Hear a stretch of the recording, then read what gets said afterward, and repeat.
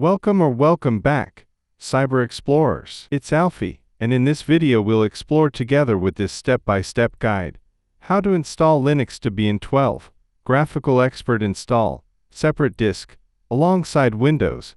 So without further ado, let's get right into it. First, let's clarify the title. Separate disk means that we will install Debian on its own disk. So get your disk ready and ensure you don't need anything on that disk because it will be formatted. Alongside Windows means there will be a Windows operating system on the PC during the Debian installation process. And you will be able to switch between the systems, Windows and Debian, from the grub boot menu, the system boot menu, the BIOS, UEFI, or other ways. Second, you will need a Debian 12 installation media, such as a Debian 12 bootable USB drive. Our video on how to create a Debian 12 bootable USB drive with Rufus might help you. The link is in the description below. Third, you will need to insert the USB drive into the computer, then restart the PC, and access the BIOS or UEFI. Adjust the boot priority to boot from the USB drive, or you can enter the boot menu and boot from the USB drive directly.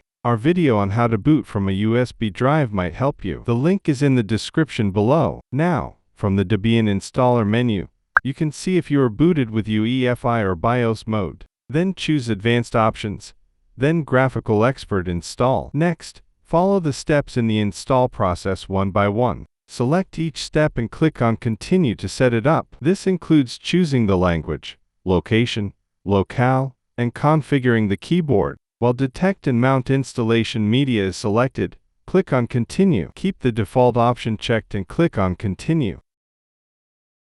While Load Installer Components is selected, click on Continue. You can select any components from the list if needed. While Detect Network Hardware is selected, click on Continue. Then, configure the network by clicking on Continue until you reach the hostname screen. Type a hostname for the system or leave it Debian as default and click on Continue. Leave the domain name blank as most people won't need it, and click on Continue. Now, set up users and passwords. Choose whether to allow login as root. If yes, type a root password twice. Next, create a normal account. Type a name for the user account. This will be the username. You can change it if you want. Then, type a password for the normal user account twice. Configure the clock.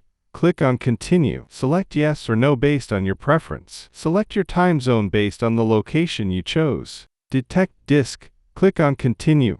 Partition disks. Click on Continue. Now, let's partition the disk. As we said, we will be installing Debian on its own disk. Just no disks in Linux will show as SDA, SDB, etc., or NVMe0N1, NVMe1N1, etc., and partitions will show as SDAE1, SDAE2, etc., or NVMe0N1P1, NVMe0N1P2. Choose the partitioning method, guided, use entire disk, then click on Continue, and choose the disk, then click on Continue. Then keep the default option all files in one partition, then click on Continue. Then Debian will partition the disk automatically. Or choose the partitioning method, manual, and if you have a brand new drive, the drive will show without partition table or free space. Just double-click on the disk and select Yes to create an empty partition table or free space, then click on Continue. And if you get partition table type screen, choose GPT or MBR, MS-DOS, GPT for UEFI, MBR, MS-DOS for BIOS. If you have a used disk, you might see a few partitions already exist. Just double-click on the partitions one by one and select Delete this partition, then click on Continue. The partitions for UEFI boot are as follows in order: an EFI system partition, 500 megabytes in size or more; a system partition, max size minus swap size; a swap partition, same size of your RAM, or double it if you have low memory RAM. Swap partition is not required, but recommended. Instead of it, you can set up a swap file later. Now, double-click on the free space to create the first partition, which will be the EFI system partition, also known as ESP. Keep the default option Create a New Partition selected and click on Continue. Now give the partition a size. For the ESP is recommended to be 500 megabytes at least and click on Continue. Keep the default option beginning selected and click on Continue. At the partition settings screen, double-click on Use as option and select EFI System Partition, and click on Continue. Then select Done setting up this partition and click on Continue. Now, double-click on the rest of the free space again to create the second partition, which will be the system partition. Keep the default option Create a new partition selected and click on Continue. Now give the partition a size. For the system partition, give it max size minus the size of the swap partition we will create later if you plan on creating one, and click on Continue. Keep the default option beginning selected and click on Continue. At the partition settings screen, double-click on Use as option and select X for journaling file system, and click on Continue.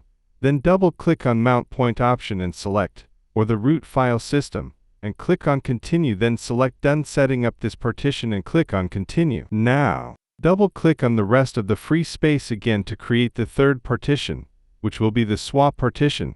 Keep the default option Create a new partition selected and click on Continue.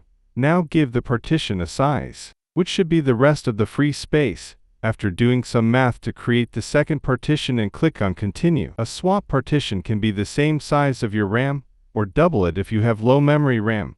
Swap partition is not required, but recommended. Instead of it, you can set up a swap file later. At the partition settings screen, double-click on Use as option and select Swap Area, and click on Continue.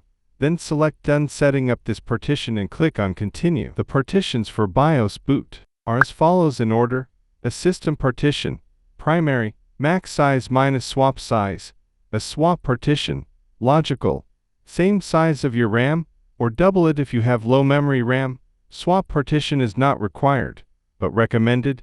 Instead of it, you can set up a swap file later. Now, select Finish Partitioning and write changes to disk and click on Continue. Then select Yes to write the changes to disk and click on Continue. Install the base system. Click on Continue.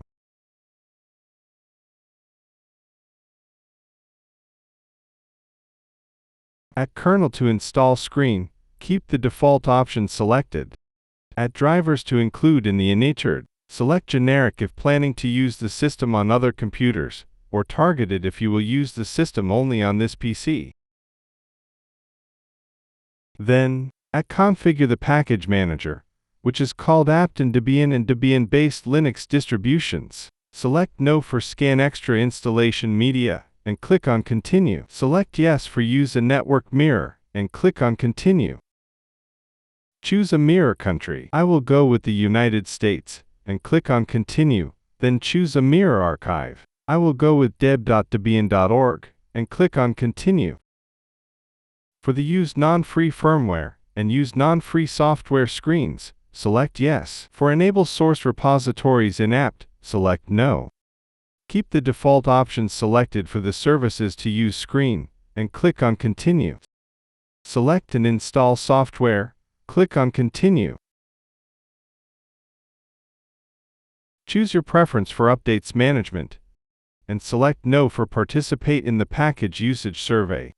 For software selection, select the desktop environment, DE for short, you want to use.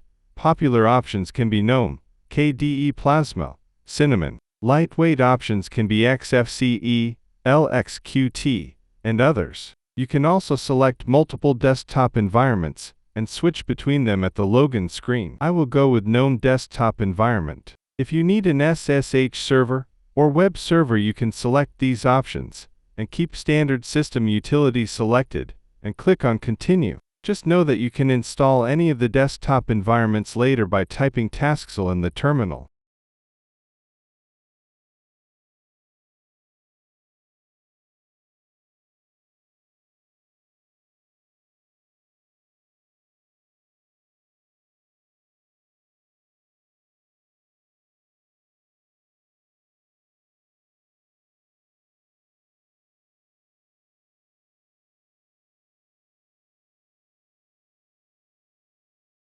For install the Grub Bootloader, click on Continue. Select No for force grub installation to the FE removable media path. and yes for update NVRAM variables if you prefer to boot into Debian automatically. Choose yes or no for Run OS Prober automatically to detect other operating systems based on your preference. OS Prober is used during installation to create a grub boot menu that shows all discovered operating systems on the system. It can also be reconfigured after the Debian installation. To finish the installation, click on Continue. Answer yes or no to the question, is the system clock set to UTC? Then click on Continue. Finally, click on Continue to reboot.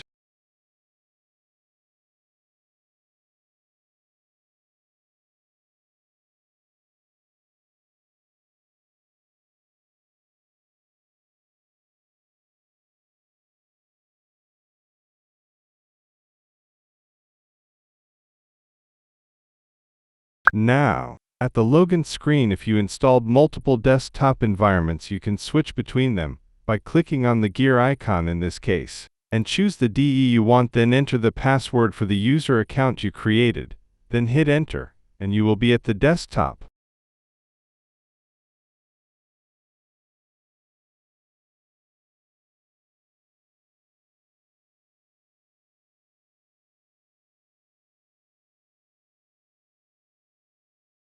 And that's it for today. If you found this video helpful, please give it a thumbs up, consider subscribing, and don't forget to activate the notification bell so you won't miss out on any new uploads. Thank you for watching, and I can't wait to share more with you. So, until next time, see you later.